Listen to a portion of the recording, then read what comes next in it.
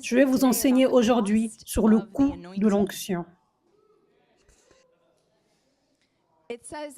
Ça dit dans Matthieu 13, verset 44, « Le royaume des cieux ressemble encore à un trésor caché dans un champ. L'homme qui l'a trouvé le cache et dans sa joie, il va vendre tout ce qu'il possède et achète ce champ. »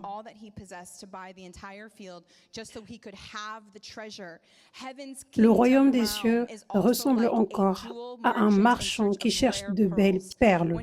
Lorsqu'il a trouvé une perle de grande valeur, il est allé vendre tout ce qu'il possédait et l'a acheté. Donc, le royaume des cieux, cela signifie tout ce qui est dans les cieux. Il n'y a pas de maladie dans les cieux, il n'y a pas d'oppression dans les cieux, il n'y a pas de dépression, d'anxiété, de mort. Il n'y a rien de tout ça dans les cieux. Il y a la volonté de Dieu dans les cieux, il y a la vie en abondance, il y a la liberté, la guérison dans les cieux, l'abondance dans chaque domaine. Amen. Et Dieu nous appelle à prendre la domination sur cette terre et à emmener le ciel sur la terre, afin que la terre ressemble au ciel.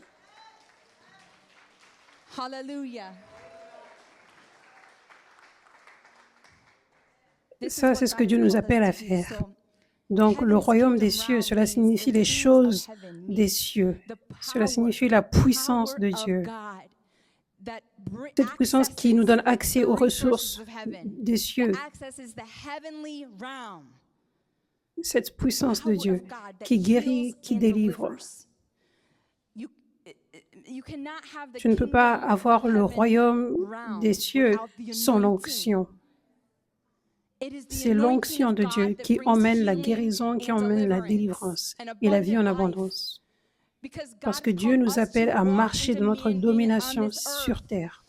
Il nous donne sa puissance en nous, il nous donne l'autorité et il nous commande d'avoir la domination, de marcher dans l'autorité, de déclarer que sa volonté soit faite, de commander aux démons de partir et que la puissance qui est en nous, qui est Dieu elle-même, fasse en sorte que les démons s'en aillent.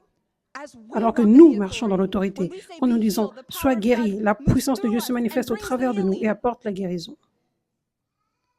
Quand nous déclarons que les mauvaises choses s'en aillent et que le ciel vienne sur la terre, ça c'est la puissance de Dieu qui se manifeste au travers de nous. C'est comme ça que ça fonctionne. C'est comme ça que ça fonctionne dans le royaume de Dieu. Gloire à Dieu. Gloire à Dieu. Donc, cette écriture parle du royaume des cieux comme quelque chose de précieux. Ça, c'est ce à quoi le royaume des cieux ressemble. Gloire à Dieu, la puissance de Dieu est forte en toi. C'est OK. Pourquoi tu ne restes pas ici par terre ou même sur l'estrade et continues de recevoir? Parce que la plupart du temps, quand quelqu'un est délivré, Dieu fait ensuite une opération chirurgicale spirituelle en toi et il place plus de son onction, de sa puissance en toi. Les démons partent, mais ensuite, Dieu continue de faire un travail. Des fois, il rafraîchit le cerveau.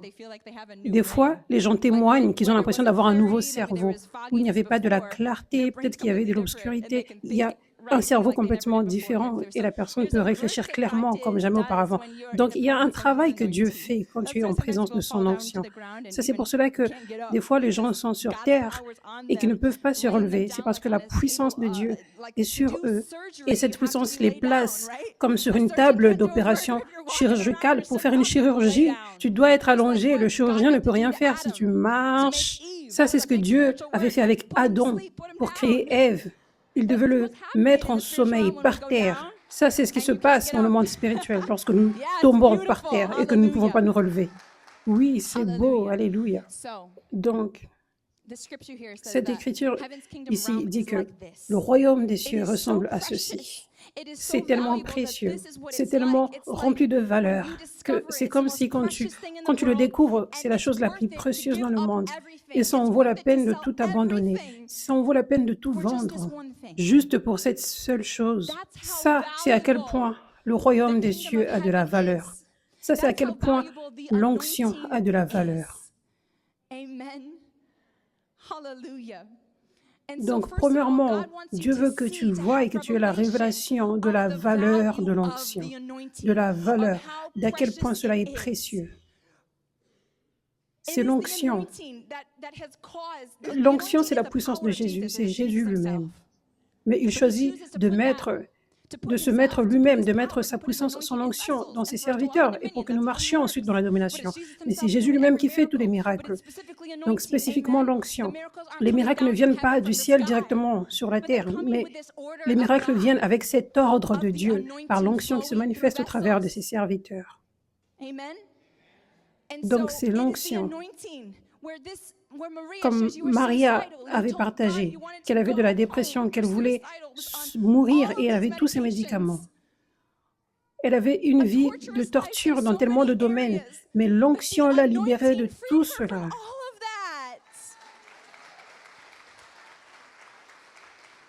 À quel point l'onction est précieuse et a de la valeur. Et la chose est que cette onction est pour toute personne qui peut juste venir à Jésus. Viens comme tu es. Tu n'as pas à tout maîtriser dans ta vie. Tu n'as pas à être parfait.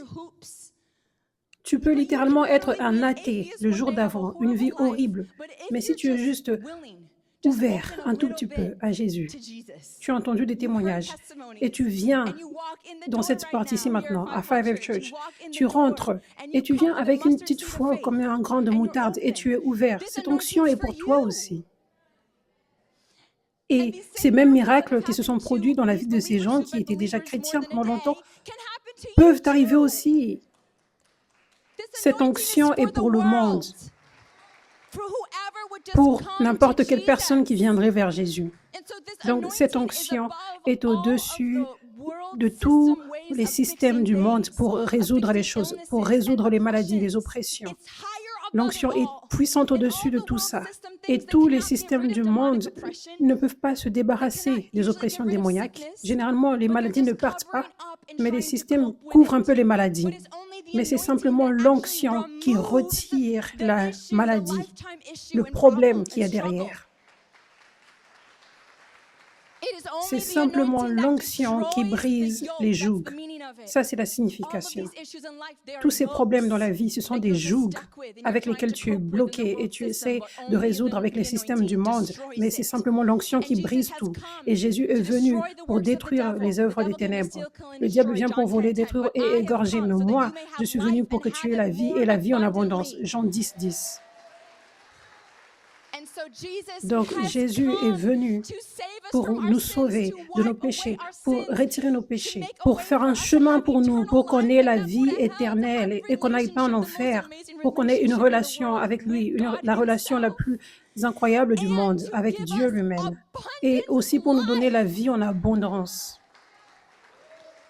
Complètement, la guérison complète, la délivrance complète, et hors du déficit, mais dans l'abondance. Comme par exemple les témoignages que nous entendons, l'une des femmes disait « Je m'étais réveillée avec tellement de joie, à quel point c'est rare dans le monde aujourd'hui. Mais ça c'est possible, et ça c'est ce que Dieu veut pour chaque personne ici sur terre, pour tous ses enfants. » Cette onction est tellement précieuse et a de la valeur.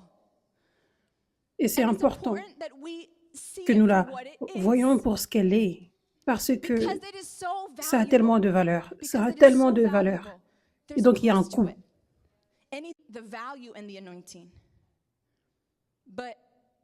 Mais beaucoup de personnes ne valorisent pas l'onction.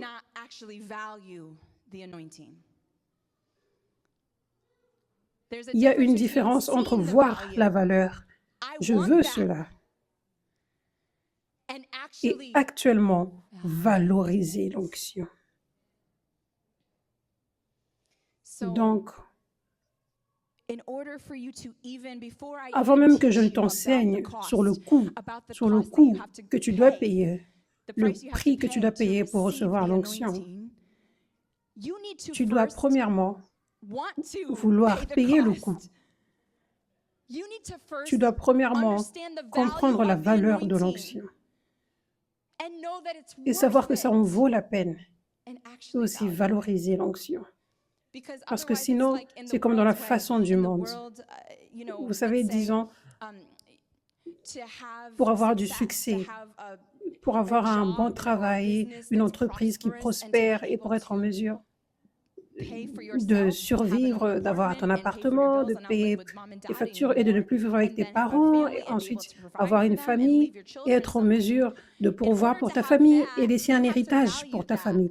Pour être en mesure d'avoir cela, tu dois le valoriser. Tu dois valoriser cet or, cette chose qui est le succès, si tu veux l'appeler succès. Je veux parler de la façon du monde. Il y a certaines personnes qui veulent cela, qui voient la valeur, mais ces personnes ne valorisent pas cela elles-mêmes. Elles préfèrent être paresseuses, rester à la maison avec papa et maman et ne jamais travailler dur. N'est-ce pas?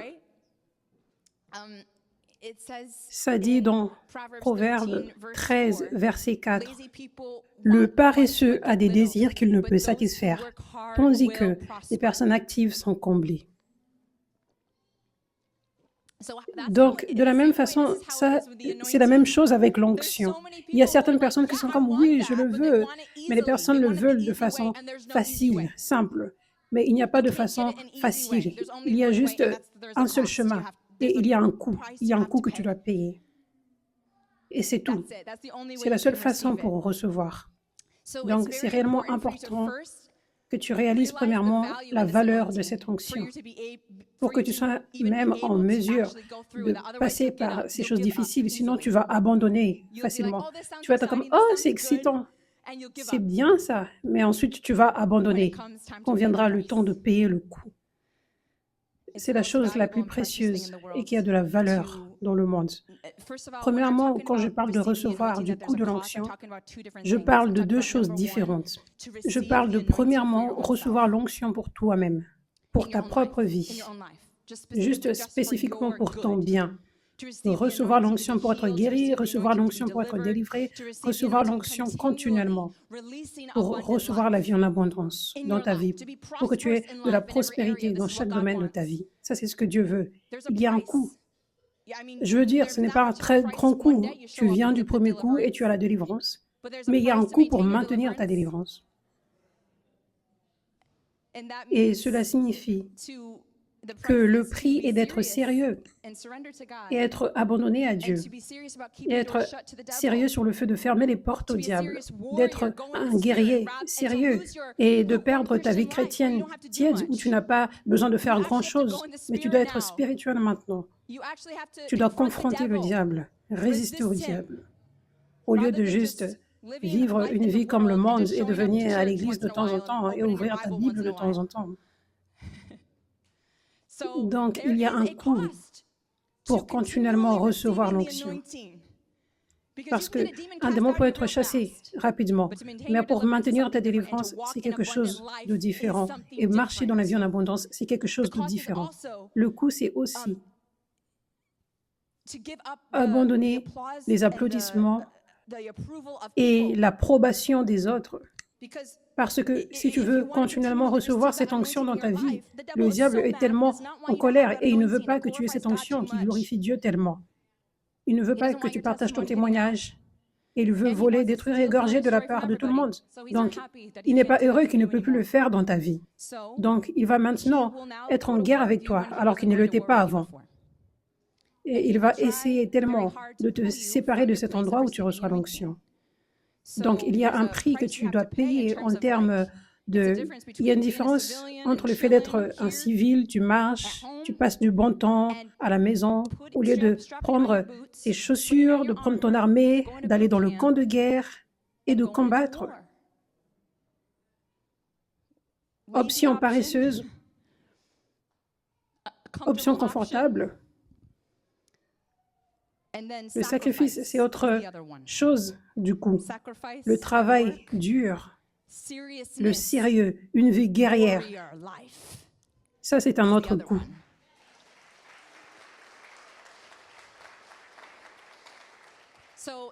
Donc, il y a un coût, juste pour même recevoir l'onction. Ce n'est pas juste que tu viens à l'église et l'onction vient sur toi. Il y a un coût que tu dois payer pour rester là où l'onction est et pour continuer de recevoir cela sur ta vie. Mais numéro 2, le coût de l'onction, ça parle aussi de recevoir le transfert d'onction. ou peu importe comment Dieu veut déverser l'onction. Généralement, ça vient par un transfert, mais il y a des temps dans la Bible, nous voyons Moïse, par exemple, nous voyons Élie, nous voyons l'onction venir directement de la part de Dieu, pas au travers d'un autre serviteur. Mais ça, c'est tellement plus rare.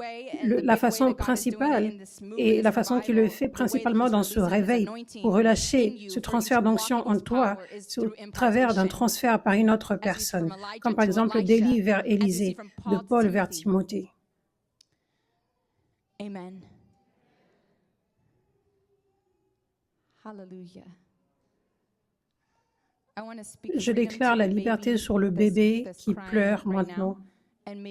Et peut-être, si nous pouvons juste aider le bébé afin que les gens ne soient pas distraits, que la maman revienne quand le bébé ne pleure plus. Nous aimons les enfants ici, mais nous aimons nous assurer qu'il n'y a pas de distraction. Je veux que les bébés viennent, mais je veux juste m'assurer que tout le monde reçoive la parole.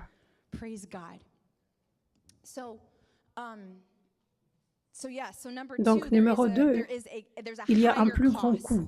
Il y a un plus grand coût pour recevoir le transfert d'onction dans ta vie, pour que tu sois un serviteur puissant pour Dieu, pour que tu chasses les démons, pour que tu guérisses les malades et que tu marches dans la puissance de Dieu. Donc aujourd'hui, je veux commencer à enseigner sur ça, sur quel est ce coût. Donc ça, c'est juste une partie du coût, parce que je ne peux pas partager ensemble du coût en 45 minutes. Mais ça, c'est la première partie que je vais vous partager aujourd'hui. La première chose que tu dois savoir à propos du coût.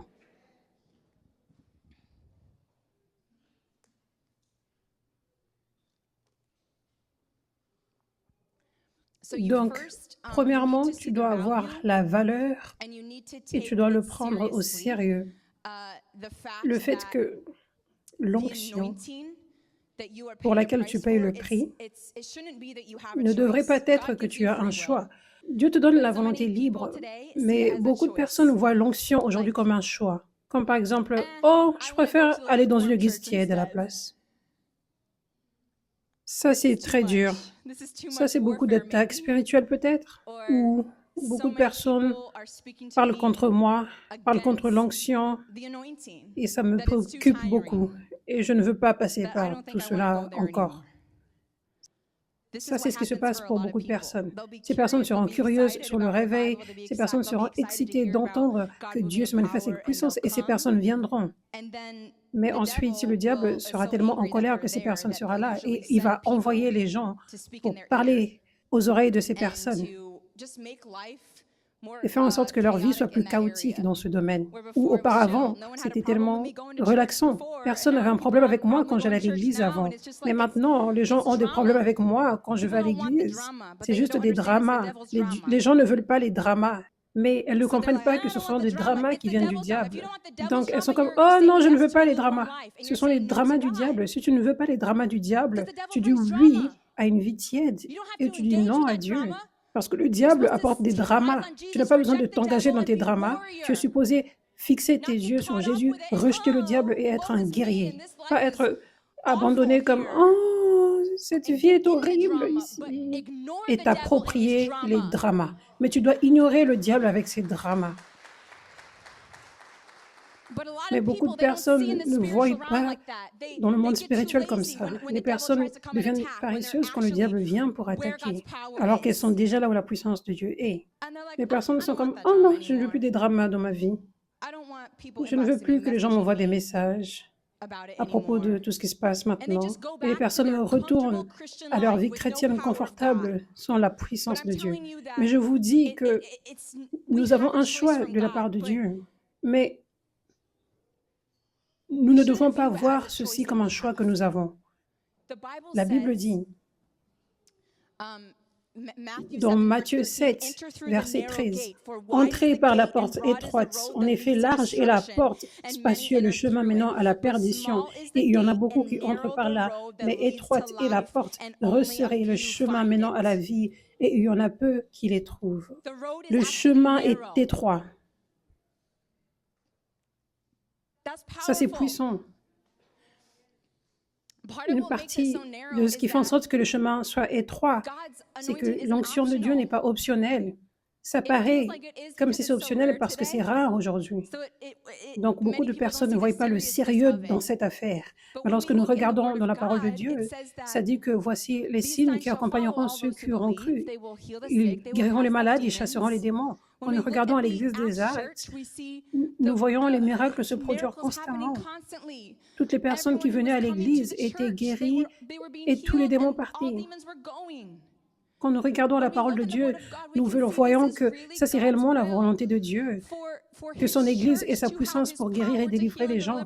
Ce n'est pas assez bon de juste voir quelqu'un dire une prière, prie après moi, Jésus est Seigneur. Ça, ce n'est pas assez bon devant les yeux de Dieu. L'Église doit porter la puissance de Dieu et démontrer sa puissance afin que Dieu se manifeste au travers de ce serviteur et toucher les gens et que leurs yeux s'ouvrent sur l'amour de Dieu et un vrai salut peut se produire. Et Dieu n'est pas OK avec le fait que ses enfants restent avec des chaînes et qu'ils restent malades. Ce n'est pas OK. Et ça paraît OK parce que c'est rare aujourd'hui. Mais la vérité est que ce n'est pas OK avec Dieu. C'est la volonté de Dieu. Dieu veut guérir et délivrer tous ces gens. Mais il choisit de se manifester par les serviteurs. Donc, si ces serviteurs ne disent pas oui, il ne peut pas le faire parce que ça, c'est son système. Il ne fait pas contrairement à son système. Donc, ce n'est plus OK.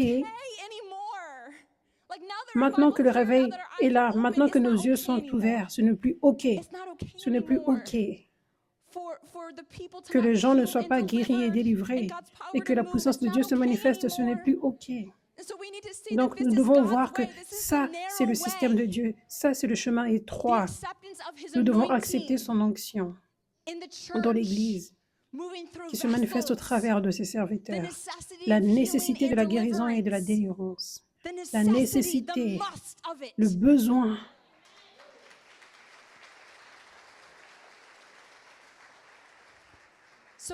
Donc, alors que tes yeux s'ouvrent sur la valeur de l'onction, tu dois te rappeler que ce n'est pas juste à propos de ton choix d'église, mais c'est de l'obéissance à Dieu ou de la désobéissance.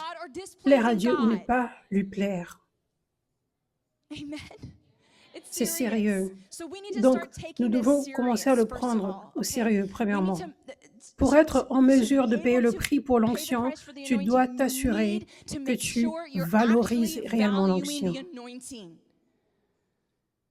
Donc, renouvelle tes pensées à cette vérité, que Dieu veut que tu payes le prix pour l'onction et ce n'est pas une option. Dieu nous donne la volonté, mais cela signifie que tu ne choisis pas le chemin étroit. Donc, nous devons nous rappeler de ceci. C'est sérieux. Amen. Donc, maintenant, j'aimerais vous partager la première partie du coup de l'onction. Il y a beaucoup de perceptions du coup de l'onction. Et beaucoup de perceptions de ce coup portent sur les prières religieuses et sur des jeûnes religieux, en pensant que c'est ça qui fait en sorte que l'onction vienne. Je pense que ça, c'est la plus grande perception du coup de l'onction. J'ai certaines personnes qui m'ont envoyé des messages. Combien de fois tu jeûnes pour chasser autant de démons? Parce que dans leur pensée, ils pensent que les jeûnes religieux, c'est ce qui donne l'onction. La Bible dit, Romains 10, verset 2, « En effet, je leur rends ce témoignage, ils ont du zèle pour Dieu, mais pas conformément à la vraie connaissance. » Une autre traduction dit, « Car je sais que, bien qu'ils soient profondément dévoués à Dieu, ils ne sont pas éclairés. » Donc, la signification de ceci est que ces personnes paraissent dévouées, mais elles manquent la vraie révélation de ce que la parole de Dieu dit.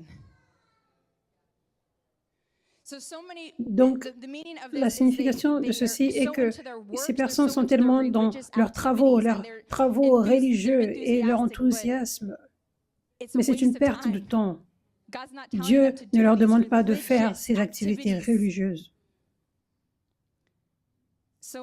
Donc, la première partie du coup n'est pas la pensée habituelle qui concerne sur les activités religieuses, mais c'est premièrement une question de cœur. Ce n'est pas ce que tu fais, les travaux que tu fais, mais ton cœur. Donc, je veux vous partager, je pourrais dire le plus grand coût de l'onction. Je vais vous partager 3 grandes parties du coût de l'onction. Et c'est l'abandon, l'obéissance et l'humilité. L'abandon à Dieu, s'abandonner à Dieu complètement, et l'obéissance et l'humilité. Et j'aimerais vous dire, qu'est-ce qui est au-dessus de tout ceci? La première chose importante, c'est l'humilité. L'humilité. La Bible dit dans Matthieu 11, verset 25, quand les disciples étaient revenus après avoir chassé les démons pour la première fois, Jésus a dit, « Je te suis reconnaissant, Père, Seigneur du ciel et de la terre, de ce que tu as caché ces choses aux sages et aux intelligents et les as révélées aux enfants. Oui, Père, je te suis reconnaissant, car c'est ce que tu as voulu. » Une autre traduction dit, « Je te remercie, Père, d'avoir caché les révélations de ton autorité à ceux qui sont fiers, les révélations de ton autorité à ceux qui sont fiers, et tu les as révélées simplement à ceux qui deviennent comme des enfants. »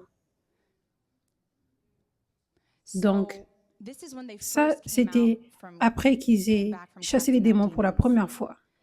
Donc, si la Bible est comme une chasse au trésor, pour chercher quel est le secret pour recevoir l'onction, ça, ce serait le jackpot, l'écriture, le verset. Ça, ce serait le trésor. Ça résume tout ceci. Ça, c'est le secret. Jésus a dit, « Je te suis reconnaissant, Père, de ce que tu as caché ces choses, les révélations de ton autorité, les révélations de comment recevoir l'onction et marcher dans l'autorité proprement, qui fait en sorte que les démons partent. Tu as caché ces choses à ceux qui sont fiers et tu les as révélées simplement à ceux qui sont comme des enfants. » Et quand tu parles de ceci, il parle de l'humilité. Avoir un cœur comme un enfant. Je ne connais pas toutes choses. J'ai beaucoup de choses à apprendre, Seigneur. Enseigne-moi et enseigne-moi comme tu le veux. Je suis ouvert. Je suis prêt à apprendre. Qui suis-je pour que Dieu me choisisse, pour que je porte son onction? Qui suis-je? Je suis tellement petit et tu es tellement grand. Qui suis-je? Une humilité comme un enfant. Ça, c'est ce dont Jésus parle ici. Donc, cette écriture nous enseigne que Dieu littéralement cache les révélations, les secrets, les mystères de ceux qui sont fiers, de ceux qui savent tout, de ceux qui savent qu'ils sont intelligents spirituellement. Et simplement, il les révèle à ceux qui sont humbles et ceux qui sont comme des enfants. Seulement, Dieu ne va jamais révéler cela à ceux qui sont fiers. Donc ça, c'est la chose. Nous avons la parole de Dieu. La parole de Dieu a toutes les réponses.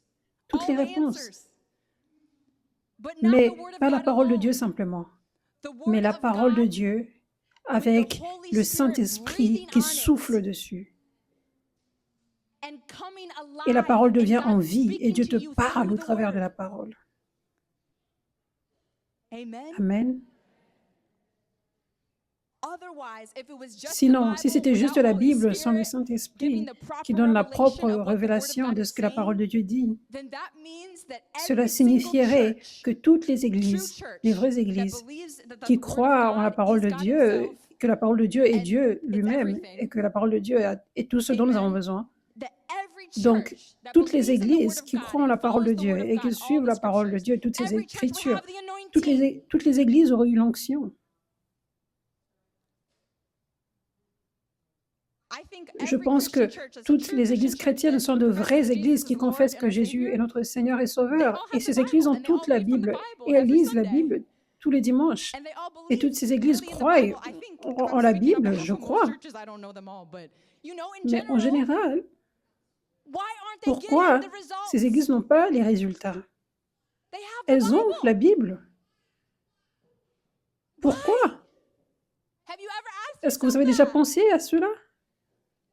Elles n'ont pas la révélation. Dieu ne les a pas donné la révélation. Nous avons besoin de la révélation du Saint-Esprit. Ça, c'est ce que Jésus nous dit ici. Tu as caché ces révélations. Tu as caché ces révélations à ceux qui sont fiers et tu les as révélées simplement à ceux qui sont humbles. Ça, c'est de quoi Jésus parle. C'est la raison pour laquelle j'ai dit que l'humilité, c'est la chose la plus importante. Parce que il y a beaucoup de chrétiens aujourd'hui qui sont à 100% sûrs qu'ils sont réellement abandonnés à Dieu. Il y a beaucoup de chrétiens aujourd'hui qui sont à 100% sûrs, pas même 99%, qu'ils obéissent à Dieu toutes les secondes. Mais il y a beaucoup de chrétiens aujourd'hui qui ne sont pas humbles. Donc, quand tu n'es pas humble, tu ouvres une porte à l'ange de lumière. Quand tu n'es pas humble, tu ouvres une porte à l'esprit religieux, à ce même esprit que les pharisiens avaient. Les pharisiens étaient convaincus qu'ils entendaient de la part de Dieu, ils étaient convaincus que Jésus était dans le faux. Et je veux dire, ils étaient tellement convaincus et ils pensaient même que ce qu'ils entendaient venait de Dieu. Donc, ils étaient tellement confiants dans ce qu'ils avançaient. Mais ce qu'ils faisaient, c'est qu'ils avaient une révélation religieuse de la parole que le diable leur donnait, qui ne venait pas de Dieu parce que Dieu ne leur donnait pas ces révélations. Dieu cachait ces révélations aux pharisiens parce qu'ils étaient fiers. Donc, ils lisaient la Bible avec une révélation religieuse. Donc, c'est la même Bible, mais inversée à deux significations différentes, à deux personnes différentes. Une personne avec de l'orgueil et une autre personne avec de l'humilité. Et celle qui a l'humilité a la vérité. Et l'autre personne a l'opposé. Et donc, ce n'est pas la vérité. Ça, c'est la simple explication de ce qui s'était passé avec Jésus. Quand il a été condamné, quand il a été torturé et crucifié, c'est parce que les pharisiens étaient convaincus qu'ils entendaient réellement Dieu dans la parole de Dieu, mais ils entendaient la révélation religieuse. Toutes ces accusations qu'ils avaient à propos de Jésus portées sur la parole de Dieu. Il ne fait pas ceci que la parole de Dieu dit. Il fait ceci que la parole de Dieu dit de ne pas faire. À chaque fois, ça portait sur ça. Et voici ici quelques exemples de cela. Dans les Écritures, dans la parole de Dieu, qui parlent du fait que les femmes devraient être silencieuses dans les églises, dont Paul parlait. Réellement, le contexte de la situation, parce que quand tu lis la parole de Dieu, tu dois avoir le contexte et tu dois aussi entendre de la part du Saint-Esprit. Donc, le contexte de la situation est que les femmes dans ces temps-là, les femmes dans cette culture, les femmes dans cette église se comportaient avec distraction, sans ordre. Et donc, c'était comme si la parole était prêchée et les femmes avaient des distractions. Et donc, elles empêchaient aux autres personnes de recevoir également de la part de Dieu. Et donc, Paul parlait prophétiquement pour les personnes dans cette église, dans ces temps-là, dans cette année-là, ce jour-là. Femmes, soyez silencieuses. Demandez à vos maris à la maison si vous avez des questions. N'apportez pas vos questions et n'apportez pas de la distraction pendant le service dans l'église, par exemple. Parce que ça, c'est ce qu'elles faisaient. Paul les corrigeait à cause de leur mauvais comportement et parce qu'ils empêchaient que le travail de Dieu aille de l'avant. Donc, Paul ne parlait pas définitivement à toutes les églises dans le futur, mais juste simplement pour cette église de ce temps-là. Et ça dit dans la parole de Dieu que Dieu va relâcher son esprit sur toute chair. Et il dit aussi que vos fils et vos filles prophétiseront.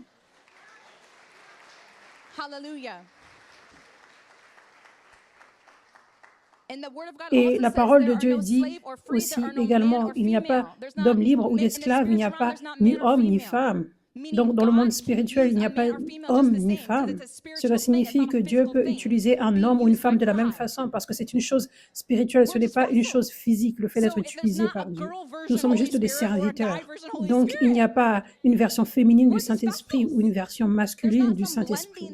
Nous sommes juste des serviteurs. Il n'y a pas de mixage qui se produit. Nous sommes juste des serviteurs par lesquels ils passent. Quand les démons sont chassés ici, ce n'est pas Catherine et Dieu ensemble qui font quelque chose pour chasser les démons. Je suis juste une servante. Je marche dans ma domination, mais c'est 100% la puissance de Dieu. Ce n'est pas la puissance de Dieu mixée avec une onction féminine de Catherine ou quelque chose comme ça. Je suis juste une servante, mais c'est Dieu qui fait tout. C'est pour cela que Dieu a toute la gloire et je n'ai pas la moitié de la gloire ou 20% de la gloire.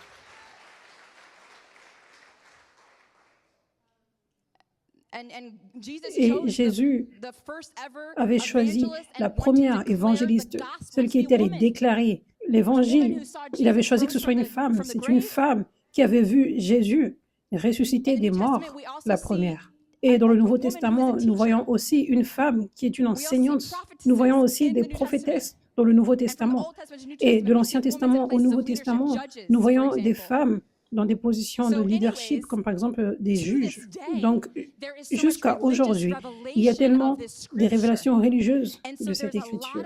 Et donc, il y a beaucoup de chrétiens qui sont tellement convaincus que les femmes ne devraient pas prêcher ou être des pasteurs. Ça, c'est la parole de Dieu. Mais ce n'est pas la vérité. La vérité de la part du Saint-Esprit est que les femmes devraient prêcher, être des pasteurs, des apôtres, avoir des positions de leader et être dans les 5 ministères. Ça, c'est la vraie révélation.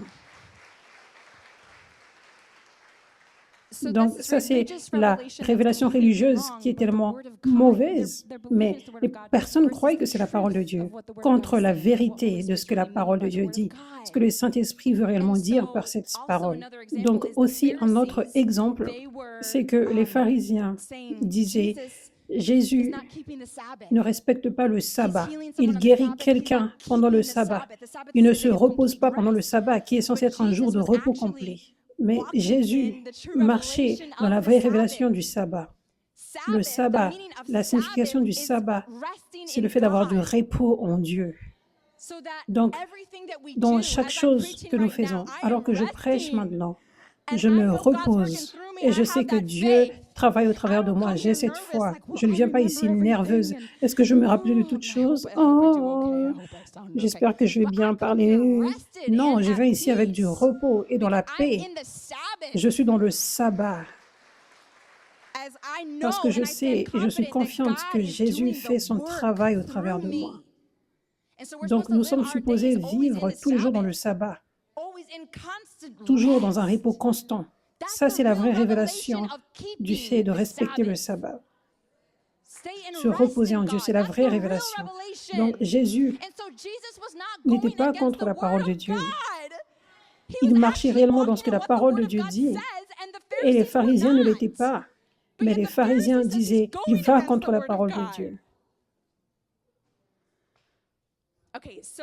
Donc, ça, ce sont juste 2 exemples. Mais nous pouvons faire ceci pour toutes les Écritures dans la parole de Dieu. Il y a beaucoup de chrétiens aujourd'hui qui ont des mauvaises révélations religieuses à cause de l'orgueil. Donc, ça c'est pour ceci que je dis que l'humilité est la chose la plus importante. Parce que quand tu as l'humilité, c'est ce qui va faire en sorte que tes yeux spirituels s'ouvrent pour que tu voies dans le monde spirituel, pour que tu discernes, pour que tu entendes réellement la voix de Dieu. Que ce soit dans ton esprit, ou que ce soit pendant que tu lis la parole de Dieu, donc tu as la vraie révélation, ou que ce soit au travers d'un serviteur. Par exemple, tu entends la parole de Dieu ici et tu dis oui, ça c'est Dieu qui parle. Dieu qui parle au travers de moi, par exemple. Tu peux dire oui, ça c'est Dieu qui parle. parce que tu t'es humilié et tes yeux spirituels se sont ouverts, donc tu peux voir dans l'esprit. Le même principe que je mentionnais sur comment recevoir l'onction avec les disciples. Les disciples pouvaient voir dans l'esprit, donc ils pouvaient voir comment les choses se passent dans l'esprit, ils pouvaient voir comment l'autorité fonctionne, ils pouvaient voir comment et qu'est-ce qui va faire en sorte que les démons partent et qu'est-ce qui ne va pas faire en sorte qu'ils partent. Ils voyaient dans l'esprit, ils comprenaient dans le monde spirituel parce que leurs yeux s'étaient ouverts grâce à l'humilité. Dieu avait ouvert leurs yeux et ils avaient donné la révélation. Donc, il y a beaucoup d'entre vous, vous venez ici avec humilité et vous entendez la parole de Dieu et vous entendez même des révélations que vous n'avez jamais entendues avant. Et vous êtes comme, waouh, Dieu m'a parlé et vous le savez. Parce que vos yeux se sont ouverts et vous pouvez voir dans l'esprit. Je ne parle pas de voir comme une vision, mais il y a cette connaissance et vous pouvez voir dans le monde spirituel, dans l'esprit. Et maintenant, vous recevrez la vraie parole de Dieu et vous serez transformés par cette vraie parole de Dieu. Et vous grandirez à partir de là, même en lisant la parole de Dieu, parce que vous avez reçu cette vraie parole de Dieu qui est venue aujourd'hui. Donc, vous lirez la parole de Dieu ensuite. Et maintenant, la parole de Dieu s'ouvre encore plus et plus. Et même maintenant, par une petite voix, vous entendez Dieu vous parler au travers de votre journée. Tout ceci arrive lorsque vous vous humiliez et que vous recevez la parole au travers d'un serviteur. Mais il y a d'autres personnes qui viennent ici. Je vous aime. Mais il y a certains d'entre vous, vous êtes venus sans humilité. Vous êtes venus sceptiques. Vous êtes venus comme « J'ai entendu des choses étranges. C'est toi ?»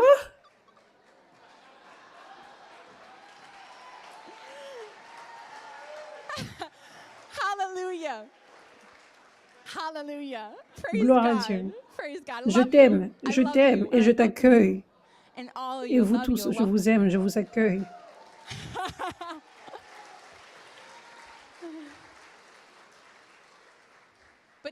Mais si tu viens comme, est-ce que ceci s'aligne avec la parole de Dieu? Oh, je ne sais pas. Si tu viens de cette façon, ça, ce n'est pas l'humilité. Rappelez-vous, je vous avais dit d'avoir un cœur humble, c'est ce qui ouvre vos yeux. Donc, si vous avez un cœur humble et vous ne venez pas de façon sceptique avec des critiques, vos yeux seront ouverts pour voir si les choses sont mauvaises. Vous ne viendrez pas avec du jugement, mais vous verrez juste dans l'esprit. De la même façon que je peux être, oh, ce démon en toi, je le vois. Mais je ne viens pas avec du scepticisme en étant comme, oh, est-ce qu'il y a un démon ici? Non, je viens juste avec un cœur pur, un cœur humble. Oh, je vois un démon ici. Tu dois partir. Tu vois. Donc, avoir du scepticisme et des critiques, ce n'est pas une façon de voir dans le monde spirituel. C'est au contraire ce qui t'aveugle. Ça, c'est ce qui se passait avec les pharisiens. Les pharisiens allaient vers Jésus et ils regardaient. Oh, comment on peut trouver une faute qu'il va faire? Parce que j'avais déjà vu qu'il avait fait une seule mauvaise chose, donc je veux vraiment être sûr qu'il fait réellement mal les choses. Il est un faux prophète. Nous allons le prendre au sérieux. Donc ça te met dans un piège où tes yeux sont constamment fermés.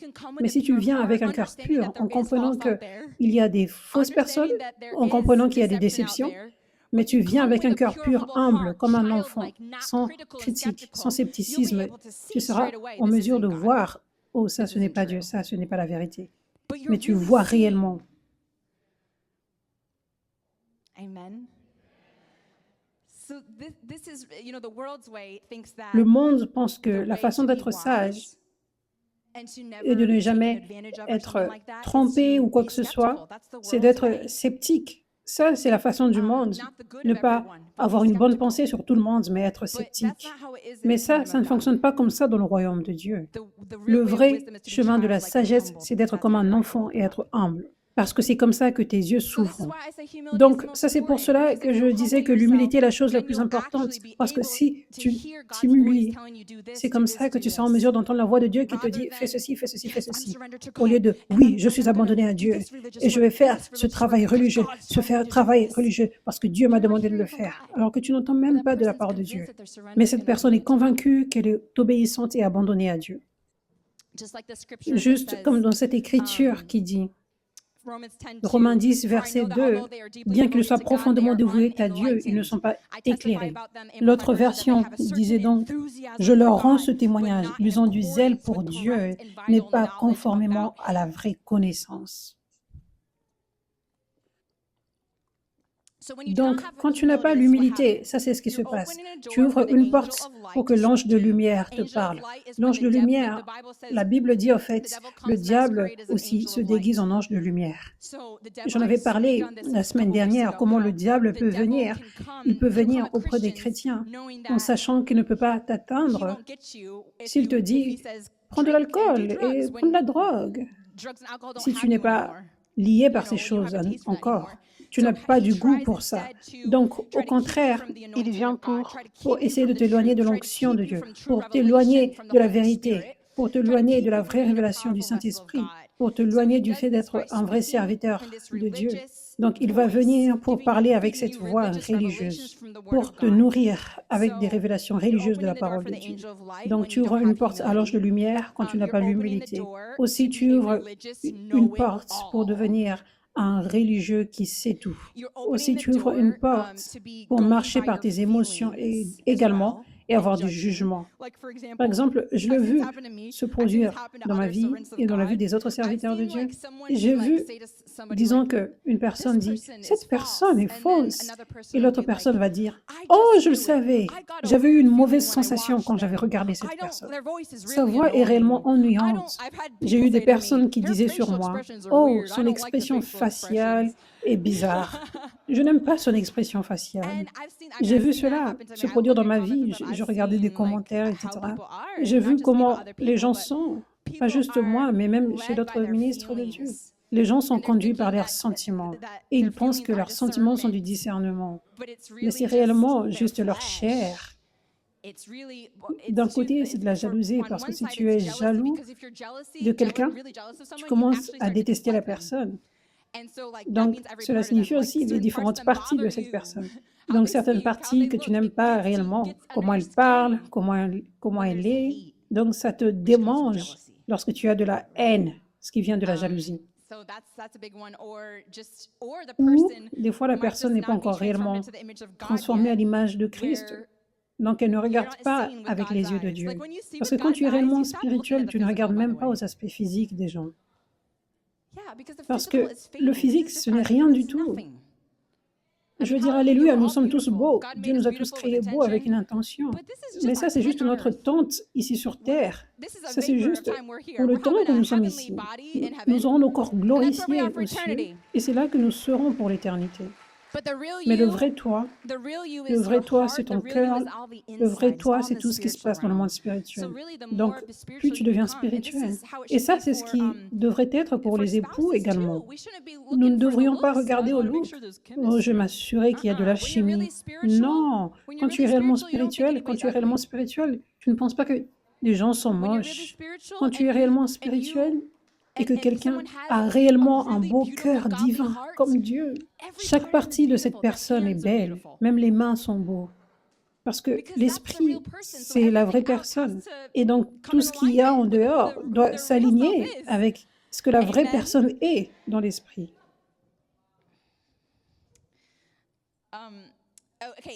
Ok, donc j'aimerais vous partager comme vous n'avez pas l'humilité. Ça, c'est ce qui ouvre une porte pour que tu sois tellement égaré. Cette dernière partie que j'aimerais vous enseigner, c'est que tu ouvres une porte pour entendre ce que tu veux entendre. 2 Timothée 4, verset 3. En effet, un temps viendra où les hommes ne supporteront pas la saine doctrine. Au contraire, ayant la démangeaison d'entendre des choses agréables, ils se donneront une foule d'enseignements conformes à leurs propres désirs.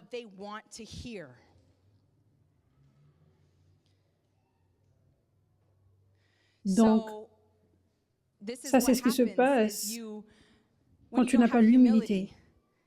Peut-être que tu te trouves, oh, il y a tellement de batailles pour être là où l'onction est, et tu essaies de vouloir retourner à ta vie tiède, à ton église tiède.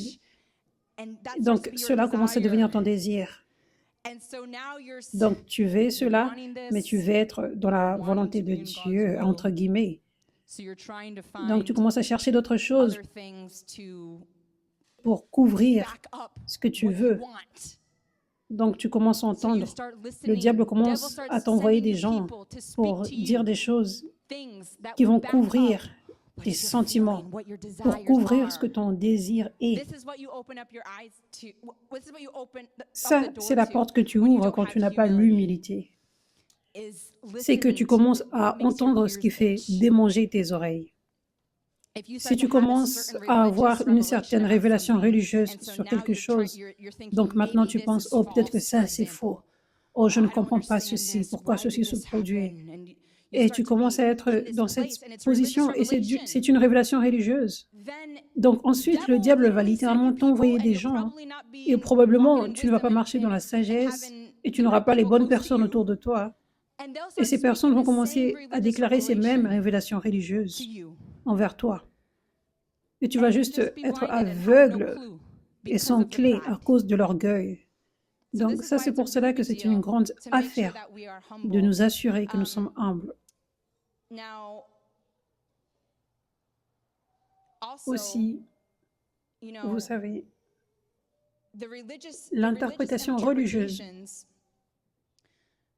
les gens qui ont des interprétations religieuses des Écritures, les mauvaises révélations, ces personnes n'ont pas les fruits. Ce sont les gens qui critiquent la délivrance. Tu devrais faire la délivrance de cette façon.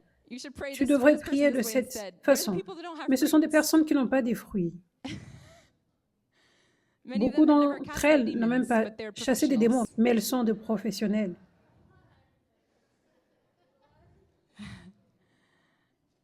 Mais quand tu suis réellement le Saint-Esprit, avec cette révélation de la part du Saint-Esprit, tu as des fruits. Donc, dites-moi, pourquoi les gens, pourquoi peut-être certains d'entre vous ici, écoutiez des gens qui n'ont même pas des fruits pour qu'ils vous donnent des conseils? Pourquoi vous écoutiez ces gens qui n'ont pas des fruits? Ces gens ne devraient même pas te donner des conseils spirituels s'ils n'ont aucun fruit. Je parle des fruits du caractère et je parle des miracles, les fruits du ministère, la guérison, la délivrance,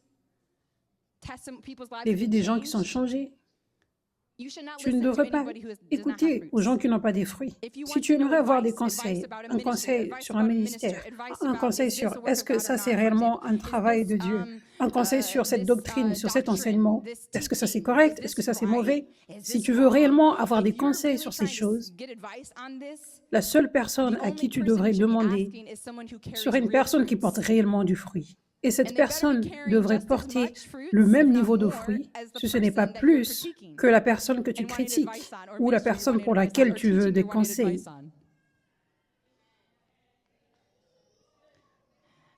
Après que Jésus ait été crucifié et ressuscité, maintenant, nous avons les apôtres, n'est-ce pas? Si les gens, à l'époque, les gens du quotidien voulaient savoir, est-ce que Jésus était réellement vrai? Est-ce qu'il était réellement le Messie ou il était un faux prophète? Si ces gens veulent réellement savoir, est-ce qu'ils devraient demander aux pharisiens de ces temps-là? Est-ce qu'ils devraient demander juste aux gens au hasard qui ne connaissent pas Jésus? Ou est-ce qu'ils devraient demander aux apôtres, aux disciples de ce temps-là? Ils devraient demander aux apôtres seulement parce que ce sont les seules personnes qui portent du fruit. Hallelujah. Donc, certaines personnes sont tellement égarées parce qu'elles demandent aux personnes qui n'ont pas des fruits et qui ont des révélations religieuses. Donc, s'il te plaît, ne demande pas des conseils spirituels aux gens qui n'ont pas des fruits. Tu ne veux pas que le diable te parle de ces révélations des pharisiens qui n'ont aucun sens. Et dans Romains 12, verset 3, ça dit, « Par la grâce qui m'a été donnée, je dis à chacun de vous de ne pas avoir une trop haute opinion de lui-même, mais de garder des sentiments modestes, chacun selon la mesure de foi que Dieu lui a donnée. » Maintenant, beaucoup de personnes ont des insécurités qu'elles ne devraient pas avoir. Beaucoup de chrétiens ont des insécurités qui ne devraient pas avoir. Tu devrais être confident dans ton identité en Christ, que tu es une royauté de Dieu, que tu es son prince et sa princesse, que tu es pur, que tu es la justice de Dieu, que tu es saint, que tu es aimé par lui, qu'il n'y a rien de mauvais avec toi, que tu as été créé parfaitement. Je ne me préoccupe pas des paroles dans ta tête, des paroles que les gens ont déclarées sur toi. Tu as été créé parfaitement, merveilleusement créé par Dieu. Tu es beau ou belle et Dieu veut t'utiliser. Tu es saint. Tu devrais avoir la sécurité, la confiance dans ce domaine. Tu devrais avoir une bonne perception de toi-même dans ce domaine. Mais ce qui se passe, c'est que beaucoup de chrétiens n'ont même pas la confiance dans leur identité, n'ont pas la confiance dans ces bons domaines, mais ont au contraire la confiance dans les mauvais domaines. Ces chrétiens luttent avec des insécurités eux-mêmes, mais quand ça en vient aux choses de Dieu, oh, je sais tout. J'ai lu la Bible du début à la fin 3 fois. J'ai fait l'école biblique. J'ai été à l'église toute ma vie. J'ai enseigné des études bibliques. J'ai été désigné leader dans mon église. Beaucoup de chrétiens, malheureusement, ne se voient pas de la bonne façon dans ces domaines. La parole de Dieu dit, « Je dis à chacun de vous de ne pas avoir une trop haute opinion de lui-même, mais de garder des sentiments modestes, chacun selon la mesure de foi que Dieu lui a donnée. » Je suis désolée, monsieur, je sais tout, madame, je sais tout, mais est-ce que tu as les signes qui accompagneront ceux qui croiront? Est-ce que tu chasses les démons? Est-ce que tu guéris les malades?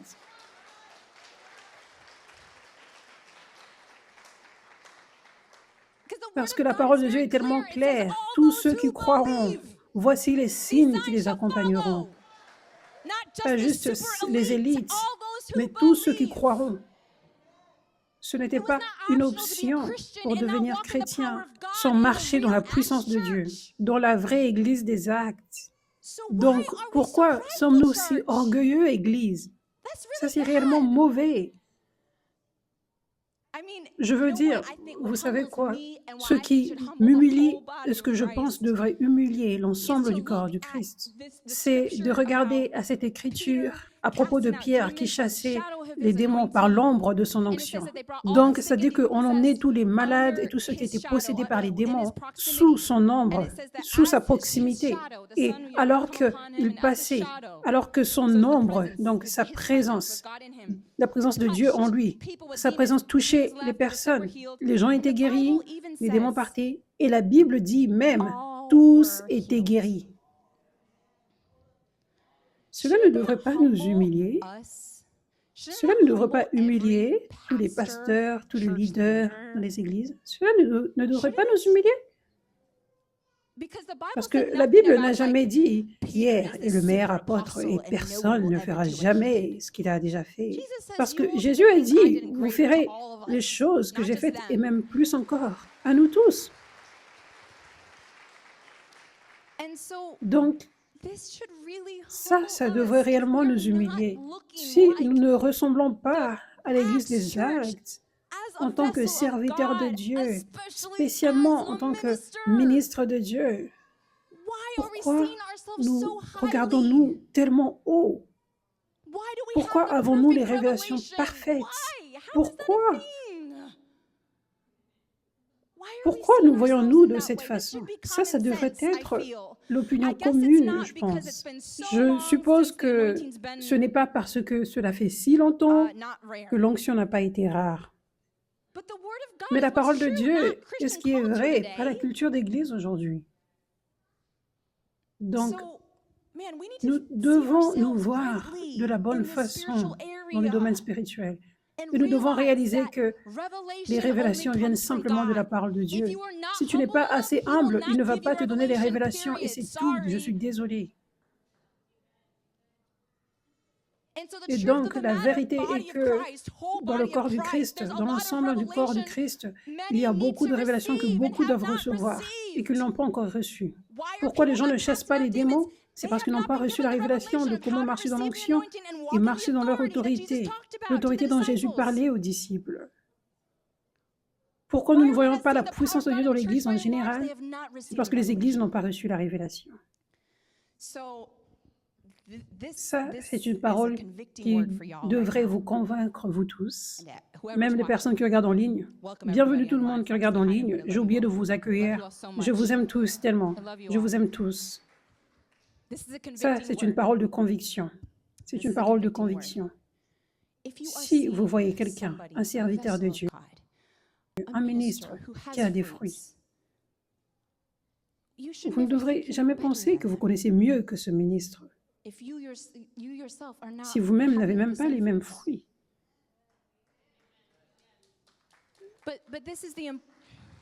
Mais ça, c'est l'importance de commencer avec l'humilité. Parce que quand tu t'humilies,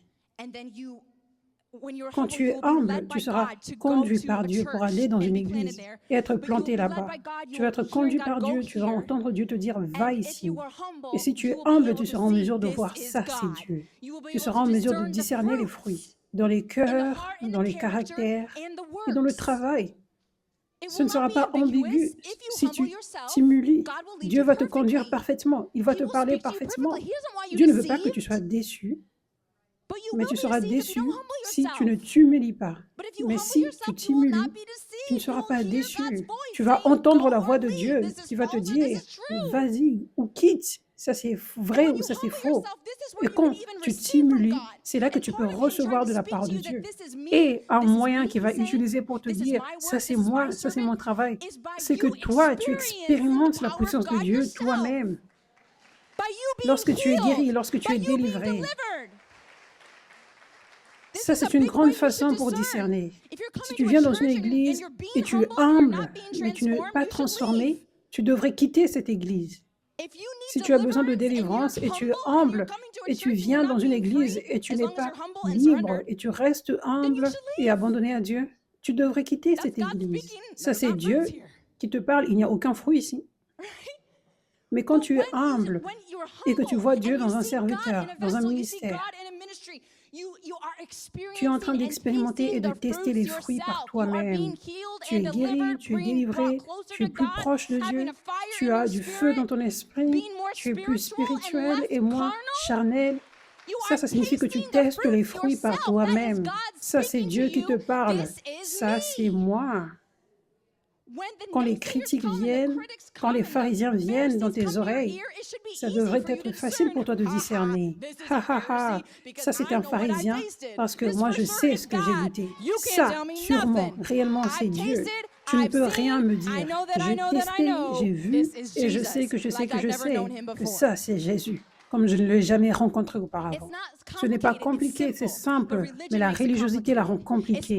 C'est supposé être facile. Tu t'humilies, Dieu te parle, va ici, va dans cette église par exemple, et ensuite tu expérimentes et tu rencontres Dieu là-bas. Et ta vie est changée. Et c'est tout. Tu sais que c'est Dieu, tu es là, tu es planté, tu grandis, tu prospères, tu reçois l'onction, tu marches dans la puissance de Dieu. C'est supposé être aussi simple que ça.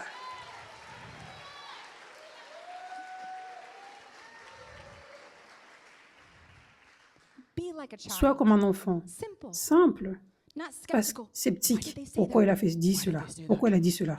Pourquoi il a dit cela? Pourquoi cette personne a dit cela? Est-ce que je suis déçu ici?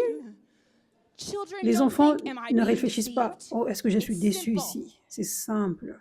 Hallelujah. Hallelujah.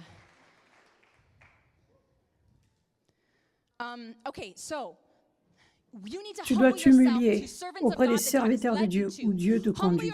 Humilie-toi et réalise que ce serviteur de Dieu a reçu des révélations que je n'ai pas. J'ai besoin de ces révélations. Pas. Je ne comprends pas cela. Je n'ai jamais entendu cela avant. Mais qu'est-ce que tu penses de cette écriture? Juste des questions, des questions, des questions. Humilie-toi aux simples vérités. Ces serviteurs ont reçu des révélations que tu n'as pas. Et Dieu t'a emmené là pour recevoir ces révélations au travers d'eux. Mais tu peux simplement recevoir les révélations au travers d'eux si tu peux t'humilier et dire « Oui, je reçois, Amen ».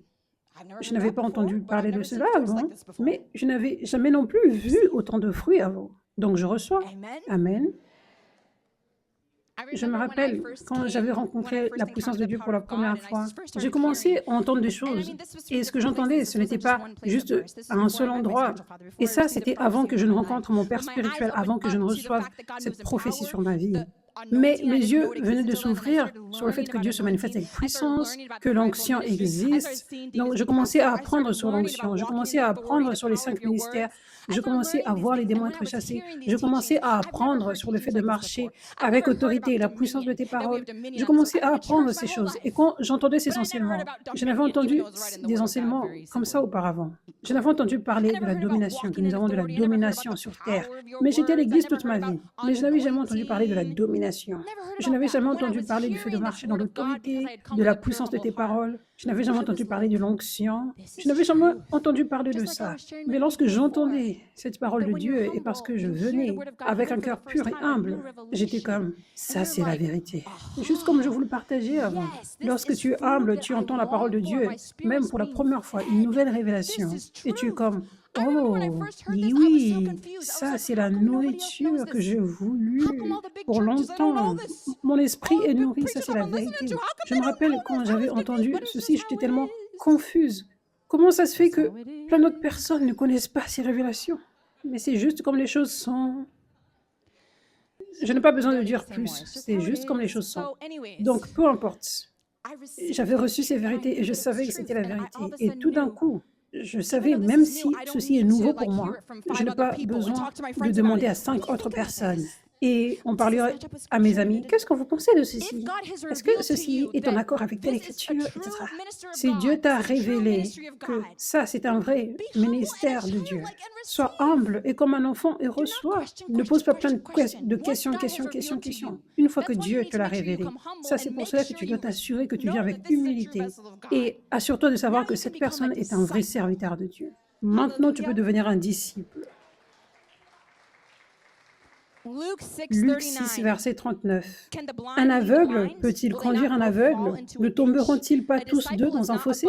Les disciples n'est pas supérieur à son maître, mais tout disciple bien formé sera comme son maître. Un disciple n'est pas supérieur à son maître. Donc tu devrais avoir un cœur de disciple, un cœur d'étudiant, en te disant, il y a des choses que je dois apprendre spirituellement. Je vois l'onction que je n'ai jamais vue auparavant. Donc cela signifie qu'il y a des révélations fraîches que je dois apprendre et je suis ici pour apprendre. La chose drôle ici, aujourd'hui, c'est que beaucoup de chrétiens ont des problèmes dans leur vie, ont des oppressions, des problèmes spirituels qui ne sont pas résolus dans les églises qu'ils fréquentent. Donc, ils viennent là où l'onction est. Et ce que Dieu fait, c'est qu'il apporte quelque chose de nouveau maintenant. Jésus était venu et il avait apporté quelque chose de nouveau, un vin nouveau. En dehors de l'ancien, il avait apporté quelque chose de nouveau. Et il avait apporté cette nouvelle façon de faire qui apportait des solutions. Et la guérison, la délivrance, alors que ces choses ne se produisaient pas avant, avec le vieux vin. Donc les gens, la plupart du temps, ne sont pas ouverts aux nouvelles révélations. Ils ne sont pas ouverts au vin nouveau. Les gens veulent rester dans le vieux vin, mais en même temps avoir la nouvelle chose que Dieu fait. Donc ils viennent, ils sont excités. Je veux recevoir l'onction. Et ensuite, Dieu relâche une révélation, une nouvelle révélation qu'ils n'avaient jamais entendue auparavant. Mais ils disent, je veux mes propres anciennes doctrines avec les nouvelles solutions. Tu ne peux pas emmener des anciens systèmes pour faire des choses, des anciennes doctrines. Et je parle de tout domaine, que ce soit prier pour les gens, que ce soit comment conduire ton ministère. Tu ne peux pas emmener tes anciens systèmes et tes anciennes doctrines et espérer que cela apporte ces nouvelles solutions. Ces nouvelles solutions sont un vin nouveau. Ils viennent avec de nouvelles révélations fraîches de la part du Saint-Esprit. Et en disant nouveau, je veux dire que ce n'est pas réellement nouveau, parce que ce sont des révélations qu'il y avait déjà dans l'Église des Actes. Jésus, avec la révélation du vrai évangile. Mais ces révélations n'ont pas été présentes pendant longtemps. Donc pour aujourd'hui, c'est nouveau. Les gens n'ont jamais entendu parler avant. Donc, une chose encore. Est-ce que je peux avoir les verres rapidement? Salut, Josie. Tu étais en Caroline du Sud.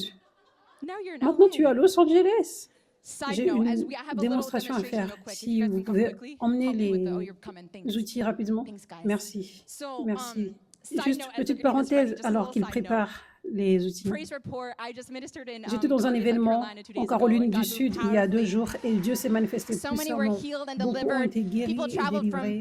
Les gens ont voyagé de 13 États différents, je crois, aussi de Porto Rico, Costa Rica et même de la Norvège. Et Dieu s'était manifesté puissamment et il a délivré des jeunes enfants également. Et juste, bravo à Josie. Tu étais là à servir. Tu es venue dans combien d'événements de réveil? 20. Elle habite à Ohio et elle a voyagé à 20 événements de réveil juste pour servir. Elle a payé avec sa propre poche, juste de son propre cœur. Elle vient et elle voyage et elle sacrifie. Merci, merci beaucoup de servir. Et merci d'être ici aujourd'hui également. Ça, c'est un révivaliste en feu. Et maintenant, tu sers encore ici. Gloire à Dieu. J'aime notre famille 5F. Je vous aime tous. Donc, une dernière chose que j'aimerais vous partager.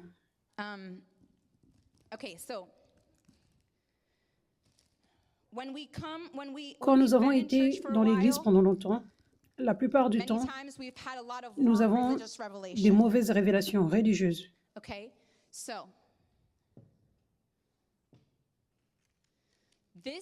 Ça représente maintenant toi dans le monde spirituel. Ça, c'est toi qui as de mauvaises révélations religieuses de la part des églises. Donc, le verre devient sale. Ça représente de la saleté. Ça, ce sont mes snacks de l'avion que j'ai trouvés dans mon sac. Et je me réfléchissais, comment je peux faire en sorte que l'eau soit sale? Et ça fonctionne. Donc, imaginez que ceci, ça rend le verre sale. C'est sale. Personne ne veut boire dans ce verre. Et ensuite, tu as l'ange de lumière qui te parle.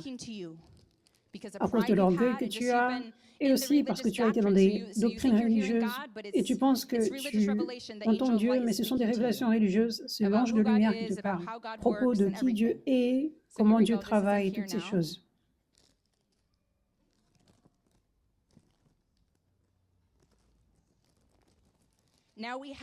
Maintenant, nous avons les paroles de la part d'autres personnes qui ont des révélations religieuses elles-mêmes.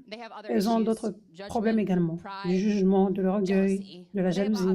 Il y a plein d'autres choses qui se passent. Donc, elles t'ont parlé des choses, des révélations religieuses également.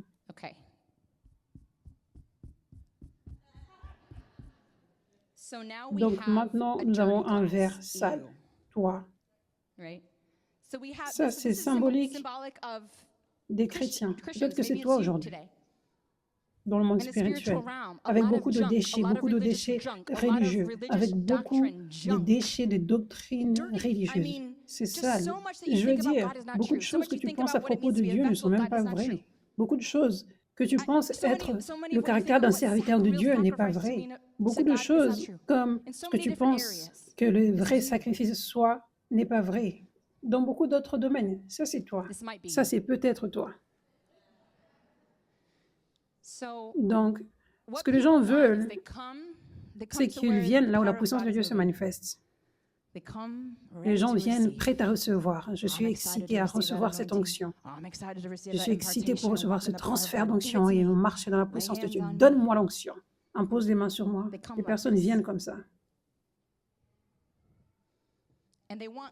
Et ces personnes veulent que Dieu, au travers de son serviteur, que Dieu déverse son onction pure et précieuse et toutes les révélations sur comment recevoir l'onction et marcher dans l'onction et toutes les révélations sur les mystères du royaume de Dieu. Ces personnes veulent que cela soit déversé en elles.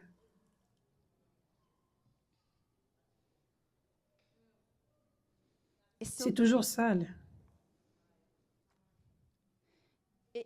Ça ne peut pas fonctionner que ceci nettoie la saleté, le verre sale. Tu dois faire quelque chose à propos de ces déchets religieux avant que tu ne reçoives. Tu dois te débarrasser de toutes les mauvaises doctrines religieuses.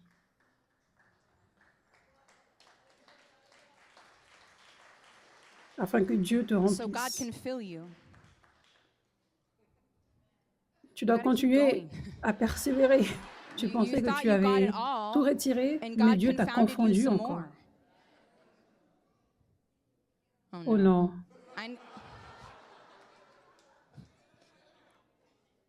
Oh, merci Chantal, tu es intelligente. Elle m'a dit, mets un tout petit peu d'eau dedans. Tu es adorable, Chantal. J'étais réellement bloquée. Je me disais, qu'est-ce que je vais faire maintenant? Est-ce que j'emmenais une éponge? Oui, Chantal. Tu es extraordinaire. Tu fais réellement tout ce qui est nécessaire. C'est extraordinaire. Quand je parle du fait de te débarrasser de ces choses, tu dois te débarrasser. Cela signifie que tu dois être réel avec toi-même. Si tu as été chrétien pendant longtemps, si tu as été dans les églises, il n'y avait pas la puissance de Dieu. Et maintenant tu vois la puissance de Dieu, tu dois être réel avec toi-même. Il y a quelques mauvaises révélations religieuses là. Si les gens ne prêchent même pas que nous devrions chasser les démons et guérir les malades, le baptême du Saint-Esprit, tu sais déjà qu'il y a de mauvaises révélations religieuses là-bas. Ça, c'est la majeure partie de ce que ça signifie être un chrétien et être un serviteur de Dieu.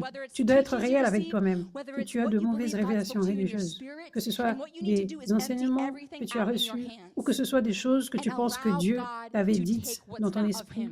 Et ce que tu dois faire, c'est que tu dois te débarrasser en mettant toutes les choses sur tes mains. Et tu dois autoriser à Dieu de retirer ce qui ne vient pas de lui. Bien sûr, il y aura quelque chose qui sont vraies. Je ne dis pas que toutes les choses que tu as su, que tu as apprises sur Dieu sont fausses. Bien sûr, il y aura quelques vérités là que Dieu va laisser entre tes mains et remettre à l'intérieur de toi. Mais en fait, il faut que tu t'humilies à l'extrême et autoriser à Dieu de te confondre complètement. Disons par exemple qu'il y a des tonnes de choses que tu mets sur tes mains et Dieu retire presque la totalité. Ça te confond et ça te demande de l'humilité. Même peut-être que tu as enseigné des études bibliques, tu as été un pasteur, tu as enseigné dans les écoles bibliques, mais tu étais faux dans beaucoup de choses. Tu dois t'humilier et laisser à Dieu te confondre. Tu dois le laisser tout retirer et repartir à partir de zéro. Et c'est OK. Sois comme un enfant. C'est la seule façon pour que tu reçoives l'onction. Donc, tu dois venir humblement devant Dieu et être réel avec toi-même en te disant, je ne connais peut-être pas, je n'ai peut-être pas toutes les connaissances correctes. Donc, maintenant que tu t'es humilié, tu t'es vidé de toutes choses, maintenant tu es comme un enfant, tu es prêt à recevoir. Donc, quand j'enseigne de nouvelles choses, de nouvelles révélations que tu n'as jamais entendues, tu n'es pas sceptique avec ces déchets à l'intérieur de toi. Oh, ça ne me paraît pas correct sur mon esprit à cause de tous ces déchets, mais c'est pur. Donc cette nouvelle chose que ton estomac n'avait jamais eu avant, il y a de la pureté dans l'estomac. Donc tu peux juste la prendre et la recevoir et tu seras juste comme, oh, ça c'est bon. Donc maintenant tu peux venir ici, tu peux venir à l'église, tu peux venir avec un verre vide. Et maintenant, Dieu peut déverser son onction pure en toi et ça va rester pur. Ça va rester pur à l'intérieur de toi. Ça va rester en toi. Et tu pourras la relâcher à d'autres. Tu pourras être un serviteur pur de Dieu envers les autres. Gloire à Dieu. Gloire à Dieu.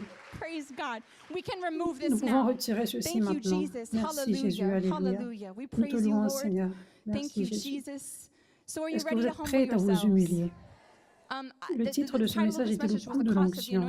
Et je pense que beaucoup de personnes ne considèrent pas ceci comme un coût. Mais moi, je considère que c'est le plus grand coût. Parce que tu abandonnes ton ego complètement. Tu abandonnes ton orgueil complètement. Tu abandonnes ce que tu savais par toi-même. Tu abandonnes cette réputation de ce chrétien qui sait tout, ou je ne sais pas quoi. Et tu t'humilies continuellement. Continuellement, tous les jours, tu payes le prix. Je m'humilie. Il y a beaucoup de choses que je ne connais pas. Il y a beaucoup de choses que je veux apprendre. Je suis d'accord pour dire que j'étais dans l'erreur. Je suis d'accord pour dire que j'avais fait des erreurs. Tous les jours, être comme ça, t'humilier, ça c'est un coût que beaucoup de personnes ne veulent pas payer.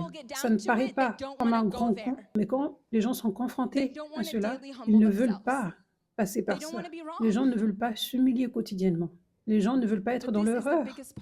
Mais ça, c'est la plus grande partie pour recevoir l'onction. C'est la plus grande partie du coût.